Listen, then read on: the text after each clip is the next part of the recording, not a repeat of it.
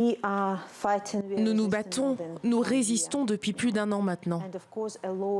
Bien sûr, beaucoup de choses ont changé du côté du régime et dans la société. La seule chose qui n'a pas changé, c'est notre volonté de changement au Bélarus. Les Bélarusses ne se sont-ils pas sentis abandonnés par les Occidentaux depuis un an? Certains Bélarusses ont pu se sentir peut-être un peu blessés par la réaction en Europe depuis l'élection présidentielle. Parce que des centaines de milliers de personnes ont été torturées et c'était l'enfer dans notre pays. Tous ces gens battus et ces humiliations. La réponse de l'Union européenne a consisté en 3 séries de sanctions sans réel impact. Et peut-être que l'opportunité d'agir a été ratée à ce moment-là par l'Europe.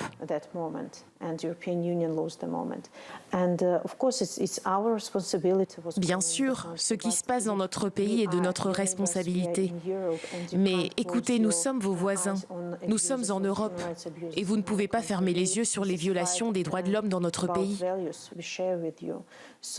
C'est un combat pour les valeurs que nous partageons avec vous.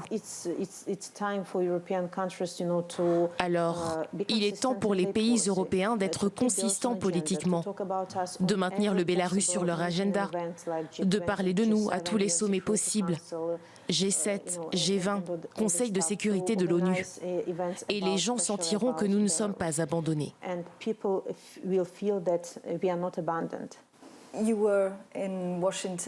Vous étiez à Washington fin juillet, vous avez vu Joe Biden. Espérez-vous rencontrer Emmanuel Macron? Est-ce que cela est prévu?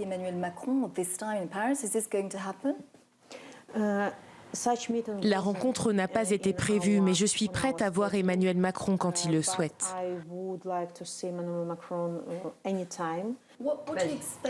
Qu'attendez-vous d'Emmanuel Macron?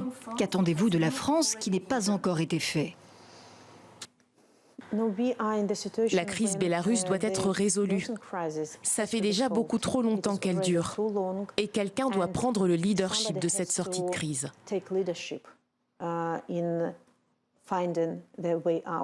Nous ne pouvons pas parler directement au régime. Donc quelqu'un, un dirigeant, un pays, doit s'engager à organiser les négociations, à être médiateur dans cette négociation. Et la France peut prendre un tel engagement.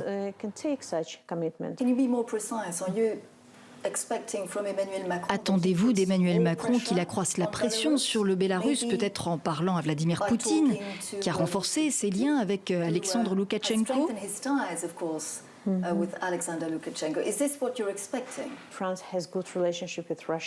La France a de bonnes relations avec la Russie. Elle pourrait s'adresser à elle, au nom des forces démocratiques du Bélarus.